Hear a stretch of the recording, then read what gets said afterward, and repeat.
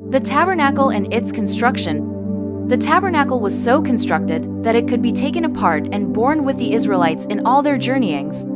It was therefore small, being not more than 55 feet in length and 18 in breadth and height. Yet it was a magnificent structure. The wood employed for the building and its furniture was that of the acacia tree, which was less subject to decay than any other to be obtained at Sinai.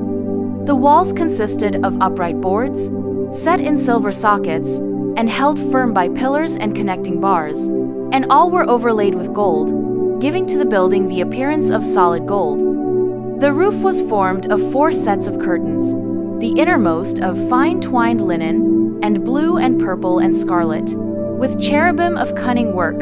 The other 3 respectively were of goat's hair, ram skins dyed red, and sealskins, so arranged as to afford complete protection. The building was divided into 2 apartments by a rich and beautiful curtain, or veil, suspended from gold-plated pillars, and a similar veil closed the entrance of the first apartment. These, like the inner covering, which formed the ceiling, were of the most gorgeous colors, blue, purple, and scarlet, beautifully arranged, while inwrought with threads of gold and silver were cherubim to represent the angelic host, who are connected with the work of the heavenly sanctuary, and who are ministering spirits to the people of God on earth. The sacred tent was enclosed in an open space called the court, which was surrounded by hangings, or screens, of fine linen, suspended from pillars of brass. The entrance to this enclosure was at the eastern end. It was closed by curtains of costly material and beautiful workmanship, though inferior to those of the sanctuary. The hangings of the court being only about half as high as the walls of the tabernacle, the building could be plainly seen by the people without. In the court and nearest the entrance stood the brazen altar of burnt offering. Upon this altar were consumed all the sacrifices made by fire unto the Lord, and its horns were sprinkled with the atoning blood.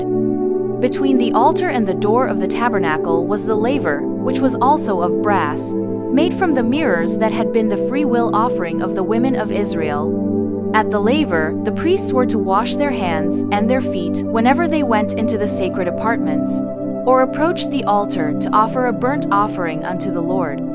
In the first apartment, or holy place, were the table of showbread, the candlestick, or lampstand, and the altar of incense. The table of showbread stood on the north. With its ornamental crown, it was overlaid with pure gold. On this table, the priests were each Sabbath to place 12 cakes, arranged in 2 piles, and sprinkled with frankincense. The loaves that were removed, being accounted holy, were to be eaten by the priests. On the south was the 7-branched candlestick, with its 7 lamps. Its branches were ornamented with exquisitely wrought flowers, resembling lilies, and the whole was made from 1 solid piece of gold. There being no windows in the tabernacle, the lamps were never all extinguished at one time, but shed their light by day and by night.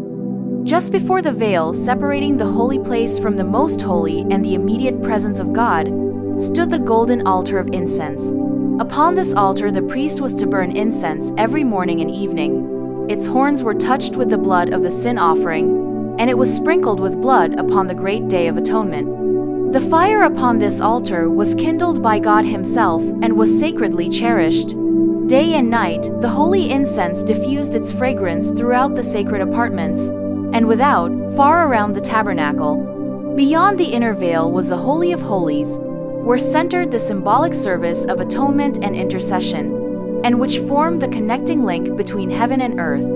In this apartment was the ark, a chest of acacia wood, overlaid within and without with gold, and having a crown of gold about the top. It was made as a depository for the tables of stone, upon which God Himself had inscribed the 10 Commandments. Hence it was called the Ark of God's Testament, or the Ark of the Covenant, since the 10 Commandments were the basis of the covenant made between God and Israel. The cover of the sacred chest was called the mercy seat.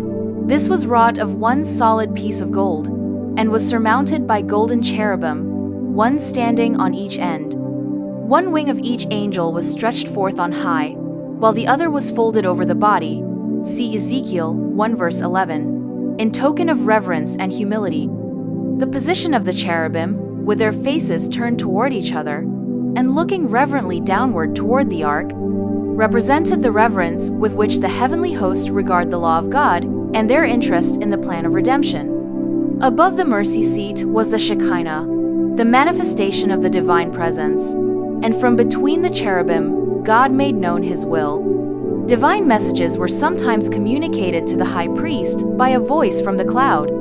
Sometimes a light fell upon the angel at the right to signify approval or acceptance, or a shadow or cloud rested upon the one at the left to reveal disapproval or rejection. The law of God, enshrined within the ark, was the great rule of righteousness and judgment. That law pronounced death upon the transgressor, but above the law was the mercy seat, upon which the presence of God was revealed, and from which, by virtue of the atonement, pardon was granted to the repentant sinner. Thus, in the work of Christ for our redemption, symbolized by the sanctuary service, mercy and truth are met together, righteousness and peace have kissed each other. Psalm 85 verse 10. No language can describe the glory of the scene presented within the sanctuary, the gold-plated walls reflecting the light from the golden candlestick, the brilliant hues of the richly embroidered curtains with their shining angels, the table, and the altar of incense, glittering with gold. Beyond the second veil, the sacred ark, with its mystic cherubim, and above it the holy Shekinah, the visible manifestation of Jehovah's presence, all but a dim reflection of the glories of the temple of God in heaven, the great center of the work for man's redemption. A period of about half a year was occupied in the building of the tabernacle. When it was completed, Moses examined all the work of the builders, comparing it with the pattern shown him in the mount and the directions he had received from God. As the Lord had commanded, even so had they done it, and Moses blessed them. With eager interest, the multitudes of Israel crowded around to look upon the sacred structure. While they were contemplating the scene with reverent satisfaction, the pillar of cloud floated over the sanctuary and, descending, enveloped it. And the glory of the Lord filled the tabernacle. There was a revealing of the divine majesty, and for a time even Moses could not enter. With deep emotion, the people beheld the token that the work of their hands was accepted. There were no loud demonstrations of rejoicing. A solemn awe rested upon all. But the gladness of their hearts welled up in tears of joy, and they murmured low, earnest words of gratitude that God had condescended to abide with them. The priests and their attire. By divine direction, the tribe of Levi was set apart for the service of the sanctuary. In the earliest times, every man was the priest of his own household. In the days of Abraham, the priesthood was regarded as the birthright of the eldest son. Now, instead of the firstborn of all Israel, the Lord accepted the tribe of Levi for the work of the sanctuary. By this signal honor, he manifested his approval of their fidelity, both in adhering to his service and in executing his judgments when Israel apostatized in the worship of the golden calf. The priesthood, however, was restricted to the family of Aaron. Aaron and his sons alone were permitted to minister before the Lord. The rest of the tribe were entrusted with the charge of the tabernacle and its furniture, and they were to attend upon the priests in their ministration, but they were not to sacrifice, to burn incense, or to see the holy things till they were covered. In accordance with their office, a special dress was appointed for the priests. Thou shalt make holy garments for Aaron, thy brother, for glory and for beauty, was the divine direction to Moses. The robe of the common priest was of white linen, and woven in one piece. It extended nearly to the feet, and was confined about the waist by a white linen girdle embroidered in blue, purple, and red. A linen turban, or mitre, completed his outer costume. Moses, at the burning bush, was directed to put off his sandals, for the ground whereon he stood was holy. So the priests were not to enter the sanctuary with shoes upon their feet. Particles of dust cleaving to them would desecrate the holy place. They were to leave their shoes in the court before entering the sanctuary, and also to wash both their hands and their feet before ministering in the tabernacle or at the altar of burnt offering. Thus was constantly taught the lesson that all defilement must be put away from those who would approach into the presence of God. The garments of the high priest were of costly material and beautiful workmanship, befitting his exalted station. In addition to the linen dress of the common priest, he wore a robe of blue, also woven in one piece. Around the skirt, it was ornamented with golden bells and pomegranates of blue, purple, and scarlet. Outside of this was the ephod, a shorter garment of gold, blue, purple, scarlet, and white. It was confined by a girdle of the same colors, beautifully wrought. The ephod was sleeveless, and on its gold-embroidered shoulder pieces were set 2 onyx stones bearing the names of the 12 tribes of Israel. Over the ephod was the breastplate, the most sacred of the priestly vestments. This was of the same material as the ephod. It was in the form of a square, measuring a span, and was suspended from the shoulders by a cord of blue from golden rings. The border was formed of a variety of precious stones, the same that formed the 12 foundations of the city of God. Within the border were 12 stones set in gold, arranged in rows of 4, and, like those in the shoulder pieces, engraved with the names of the tribes.